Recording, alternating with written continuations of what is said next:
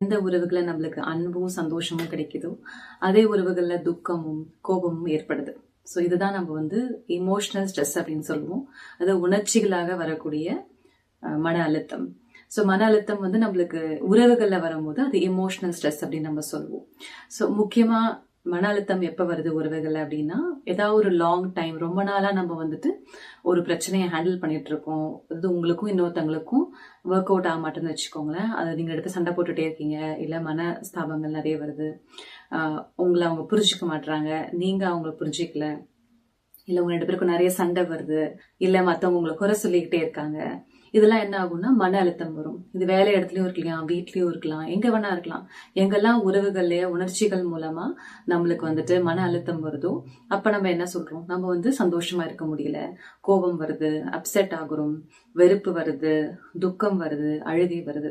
So இதெல்லாம் கண்டினியூஸா வரும்போது என்ன ஆகும்னா அது மன அழுத்தத்தை உருவாக்கும். உதாரணத்துக்கு ஏதாவது ஒரு உறவுல உங்களுக்கு கான்ஸ்டன்டா நீங்க சண்டை போட்டுட்டே இருக்கீங்கன்னு வச்சுக்கோங்க. கான்ஸ்டன்டா உங்களுக்கு அந்த உறவுல அவங்க உங்க பேச்ச கேட்க மாட்டாங்க, நீங்க அவங்க பேச்ச கேட்க மாட்டீங்க, உங்க 2 பேருக்கும் ஹார்மனி நடக்கல அப்படின்னா அந்த உறவுல இமோஷனல் ஸ்ட்ரெஸ் இருக்குன்னு அர்த்தம். அந்த உறவால உங்களுக்கு மன அழுத்தம் நிறைய ஏற்படுது. அவங்கள எப்ப மீட் பண்ணாலும், இல்ல அவங்க உங்க வீட்லயே கூட இருக்கலாம். அப்ப என்ன ஆகும், அவங்களை நீங்க ஹேண்டில் பண்ணும் போதெல்லாம் உங்களுக்கு என்ன ஆகும், மன அழுத்தம் இருக்கும். அவங்க இல்லைனாலும் உங்களுக்கு அந்த மன அழுத்தம் இருக்கும். ஏன்னா உங்களுக்கு அவங்களோட வரக்கூடிய சண்டைகள், அவங்க பேசினது, உங்களுக்கு நடந்தது, இதெல்லாம் என்ன ஆகும், உங்களுக்கு அது மைண்ட்ல ஓடிட்டே இருக்கும் போது அதை நினைச்சு இமோஷனல் மன அழுத்தம் வரும். ஸோ அதனால பாஸ்ட் மெமரிஸால கூட என்ன ஆகும், உறவுகள்ல நடந்த பழைய ஞாபகங்கள் மூலமா கூட இமோஷனல் ஸ்ட்ரெஸ், அதாவது மன அழுத்தம் அதிகமா ஏற்படும். ஸோ இந்த மன அழுத்தம் நிறைய வரும்போது என்ன ஆகுதுன்னா நம்மளுக்கு அது ரொம்ப ஒரு ப்ரெஷரா இருக்கு. நம்ம அந்த உறவுல நம்ம நிம்மதி இல்லை, சந்தோஷம் இல்லை, அமைதி இல்லை, இதை எப்படி சரி பண்றது, இதை எப்படி நான் ஃபிக்ஸ் பண்றதுன்ற எண்ணங்கள் நிறைய இருக்கும். இவங்க ஏன் இப்படி பண்றாங்கன்ற கேள்விகள் நிறைய இருக்கும். நம்மளுக்கு மட்டும் ஏன் இப்படி நடக்குதுன்ற அந்த மன அழுத்தமும் நிறைய இருக்கும். நீங்களும் ட்ரை பண்ணுவீங்க, இதெல்லாம் செய்யலாமா அதெல்லாம் செய்யலாமா, எதுவுமே ஒர்க் அவுட் ஆகலாம். அதுல ஒரு விரக்தி வருது, நான் எல்லாம் ட்ரை பண்ணாலும் இன்னும் இந்த உறவை என்னால என்ன பண்ண முடியல, இதை சரி செய்ய முடியலையே, இந்த பிரச்சனை எப்படி செய்யறது. ஏன்னா நிறைய விஷயங்கள், நிறைய உறவுகளை நம்ம தூக்கி போட்டு போக முடியாது, தூரமா வச்சிட முடியாது.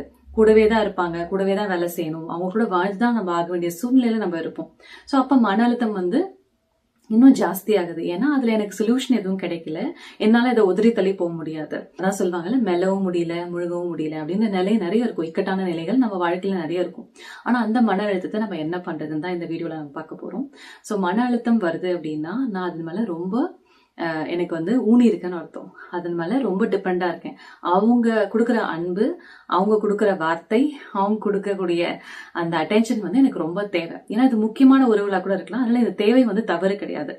ஆனா நான் அந்த எதிர்பார்ப்பு இல்ல அந்த டிபெண்டன்சி நான் வச்சிருக்கேன்ல, அதனாலதான் இவங்க எனக்கு ரொம்ப முக்கியம், இவங்க எனக்கு அன்பு கொடுத்தாதான் ஆச்சு, இவங்க எனக்கு மரியாதை கொடுத்தாதான் ஆச்சு, இவங்களோட நான் நல்லா செட் ஆகணும் அப்படின்னு நம்ம ஒரு மனசுல ஒரு எக்ஸ்பெக்டேஷன் வைக்கிறோம் இல்லையா. இப்ப எக்ஸாம்பிள் அம்மா பிள்ளை அப்படின்னா கண்டிப்பா ஹார்மோனியஸா இருக்கணும். குழந்தைன்னா அம்மா பேச்சை கேட்டுதான் ஆகணும், இல்ல பசங்கன்னா அம்மா பேச்சை கேட்கணும், அப்பா பேச்சை கேட்கணும் அப்படின்னு ஏதாவது ஒரு நம்மளுக்கு இருக்கும் இல்லையா. இது தப்பு கிடையாது, கரெக்டான விஷயம் தான். ஆனா அவங்க கேட்கல, நடக்கல அப்படின்னா என்ன பண்றது. இந்த மாதிரி நிறைய உறவுகள் இருக்கு. சோ எந்த உறவுலையுமே நான் ரொம்ப ஊனி இருந்தாதான் எனக்கு என்ன நடக்கும், அதுல எனக்கு துக்கம் கிடைக்கும். ஏன்னா அதை நான் என்ன பண்றேன், டிபெண்ட் பண்றேன், எனக்கு இது வேணும், இது சரியா நடக்கணும் அப்படின்னு நான் எதிர்பார்க்கிறேன். சோ ஃபர்ஸ்ட் அந்த மன அழுத்தத்தை குறைக்கணும் அப்படின்னா அந்த டிபெண்டன்சி நான் எடுத்துடணும். ஓகே, நான் என்னால முடிஞ்ச வரைக்கும் இந்த உறவுல நான் செய்யறேன், அதுக்கப்புறம் ஒர்க் அவுட் ஆகலன்னா நான் கொஞ்சம் தூரம் ஆயிடுறேன், கொஞ்சம் லெட் இட் கோ, கொஞ்சம் விட்டுறேன், கொஞ்ச நாளைக்கு இந்த உறவை பத்தி நான் யோசிக்க போறது இல்ல. உங்களால முடிஞ்ச வரைக்கும் நீங்க செய்யுங்க. ஆனா என்ன பண்ணாதீங்க, ரொம்ப அதுல ஈடுபடணும்னு அவசியம் இல்லை. மனசுல அதையே இப்படி நடக்குது இப்படி நடக்குது இப்படி நடக்குது சொல்லிட்டு இருக்கணும் அவசியம் இல்லை. ஏன்னா இது நம்ம டெம்பரரியா தான் பண்றோம். கொஞ்ச நாளைக்கு அவங்கள பத்தி யோசிக்க கூடாது, அதை பத்தி பேசக்கூடாது, அதை பத்தி மைண்ட்ல பெருசா வைக்க கூடாது. வேற ஏதாவது ஒரு விஷயத்துல நம்ம டிஸ்ட்ராக்ஷன் பண்ணி கவனத்தை திருப்பி வேற ஒரு விஷயத்துல ஈடுபடுத்தணும். அப்ப என்ன ஆகும்னா அந்த பிரேக் டைம் நம்மளுக்கு கிடைக்கும் இல்லையா, அது நம்மளுக்கு ஹெல்ப் ஆகும். சோ அப்ப என்ன நடக்கும், நம்ம அதுக்கு சொல்யூஷன் தானாவே நம்ம மனசு கண்டுபிடிக்கும். சோ வரக்கூடிய ஸ்ட்ரெஸ்ஸை நான் ஸ்ட்ரெஸ் ஏன் வருதுன்னா இது எனக்கு சரியாகணும், இது சரியில்லை, இதை பிக்ஸ் பண்ணணும்ன்ற அந்த அழுத்தம் இருக்கு இல்லையா, அதுதான் ஒண்ணு. இன்னொன்னு அவங்க கொடுக்கக்கூடிய அந்த கோபம், அவங்க நம்ம ட்ரீட் பண்ற விதம் இதெல்லாம் கூட நம்மளுக்கு அப்செட் ஆகலாம். ஸோ இமோஷனல் ஸ்ட்ரெஸ்ன்றது ஒரு பெரிய சப்ஜெக்ட். ஸோ அதுல வந்து நிறைய விஷயங்கள் இருக்கு. நம்ம சில விஷயங்களை தான் இந்த டாபிக்ல பார்க்க போறோம், இந்த வீடியோல பார்க்க போறோம். ஸோ இதுல ஒண்ணு வந்து அவங்க கிட்ட இருந்து கொஞ்சம் தூரமா விலக்கி, மனசளவுல பிசிக்கலா பண்ண முடியாது, ஆனா மனசளவுல நீங்க அவங்க கிட்ட இருந்து அந்த அட்டென்ஷன் எடுத்துட்டு வேற ஏதாவது ஒரு விஷயத்துல நம்ம செலுத்தணும். அப்ப அதன் மூலமா என்ன ஆகும்னா அந்த ஒரு பிரேக்ல நம்ம என்ன பண்ண முடியும், நம்மள வந்துட்டு கொஞ்சம் நம்ம மைண்டையும் கொஞ்சம் ரெடி பண்ணிக்கலாம், அவங்களுக்கும் அந்த ஸ்பேஸ் நம்ம கொடுக்கலாம். நம்ம நிறைய பேசிக்கிட்டு நிறைய இன்வால்வ் ஆயிட்டே இருந்துட்டு பேச்சுவார்த்தையிலே போகணும் அப்படின்னா ரொம்ப கஷ்டமா இருக்கும். ஏன்னா சண்டைகள் வந்துட்டே இருக்கும். ஏன்னா சில விஷயங்கள் வந்து பேசி தீர்க்கலாம், சில விஷயங்கள் பேசாம தீர்க்கணும். அதாவது அந்த சைலன்ஸ், அந்த ஸ்பேஸ், அந்த அமைதி அதை கொடுக்கும் போது பர்மனண்டா கிடையாது, டெம்பரரியா நம்ம அதை செய்யும் போது என்ன நடக்கும்னா அப்போ ஒரு ரிஃப்ளெக்ஷன் வரும். அப்போ அவங்களும் யோசிப்பாங்க, நம்மளும் யோசிப்போம். அப்ப என்ன ஆகும், நிறைய திருப்பி ஒண்ணு சேர நிறைய வாய்ப்பு இருக்கு. அட்ஜஸ்ட்மெண்ட் பண்ணிக்க ரெண்டு பேருக்குமே ஒரு வாய்ப்பு இருக்கு. இதுல நீங்க கேட்கலாம், நான் மட்டும் தான் அட்ஜஸ்ட் பண்ணிக்கணுமா அப்படின்ட்டு. அதை நம்ம அப்புறம் வரலாம். ஃபர்ஸ்ட் இது பண்ணணும். ஃபர்ஸ்ட் வந்து இமோஷனல் ஸ்ட்ரெஸ்ஸுக்கு இந்த விஷயம், take the attention away from that person. அந்த விஷயத்துல இருந்து, அந்த பர்சன்ல இருந்து உங்க அட்டென்ஷனை, கவனத்தை வந்து எடுத்துடுங்க. ஒண்ணு. ரெண்டாவது விஷயம் வந்து ரியாக்ஷன். நம்ம கொடுக்கக்கூடிய ரியாக்ஷன், அவங்க என்ன செஞ்சாலும் நம்ம உடனே நம்ம ரியாக்ட் பண்றோம் இல்லையா, அது வந்து முகத்தை காமிக்கக்கூடிய ரியாக்ஷனாவும் இருக்கலாம், இல்ல பேச்சாவும் இருக்கலாம், இல்ல செயலாவும் பாடி லாங்குவேஜ் மூலமா கூட நீங்க ரியாக்ஷன் பண்ணலாம். நீங்க எவ்வளவு தூரம் உடனே ரியாக்ட் பண்றீங்களோ அந்த அவங்க செய்யற பிஹேவியர், அது எந்த பிஹேவியரா இருந்தாலும் சரி, அது என்ன நடக்க போகுது, உடனே ஒரு கான்சிக்வன்ஸை கிரியேட் பண்ணும். ஒரு வெறுப்பு, ஒரு கோபம், ஒரு ரியாக்ஷன் வந்து அப் அண்ட் டவுன் வந்துட்டே இருந்தது அப்படின்னா அப்ப என்ன ஆகும், அது இன்னும் பர்டன் அதிகமாகும், இன்னும் அதோட பாரம் அதிகமாகும், தாக்கம் அதிகமாகும். அதனால ரெண்டாவது ஸ்டெப் வந்து முடிஞ்ச வரைக்கும் உங்க ரியாக்ஷனை வந்து குறைங்க, அமைதியா இருங்க, எதுவுமே சொல்லாதீங்க, அமைதியா இருங்க. சோ இது நீங்க பிராக்டிஸ் பண்ணுங்க. உடனே நான் ரியாக்ட் பண்ணக்கூடாது.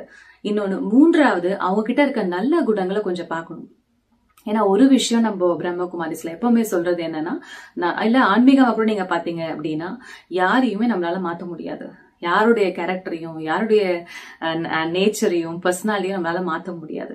ஆனா நான் என்ன பண்ணலாம், என்ன நான் மாத்தும் போது தானாவே அங்கிருந்து கொஞ்சமாவது ஒரு ரியாக்ஷன் வரும், அவங்களும் கொஞ்சம் மாறுவாங்க.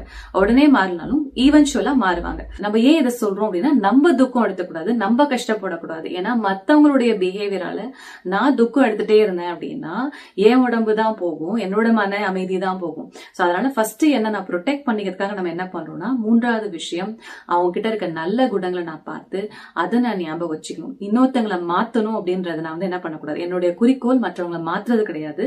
இந்த ஆத்மாவோட, இந்த பர்சனோட நான் எப்படி அட்ஜஸ்ட் பண்ணிட்டு, எப்படி என் மன அமைதியை வச்சு முடிஞ்ச அளவுக்கு இங்க ஒரு ஹார்மனியை என்னால கொண்டு வர முடியுமான்றதுதான் என்னுடைய கோல்.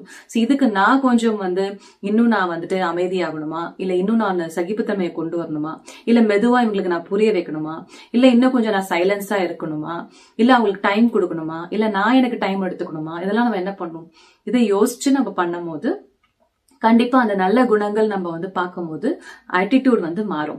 இன்னொரு சொல்யூஷன் என்ன அப்படின்னா, குட் விஷஸ். எவ்வளவு தூரம் முடியுமோ நம்ம இந்த குட் விஷஸ் வந்து கொடுத்துக்கிட்டே இருக்கணும். மனசால அவங்களுக்கு வந்து நல்ல எண்ணங்களை அமைச்சுக்கிட்டே இருக்கணும்.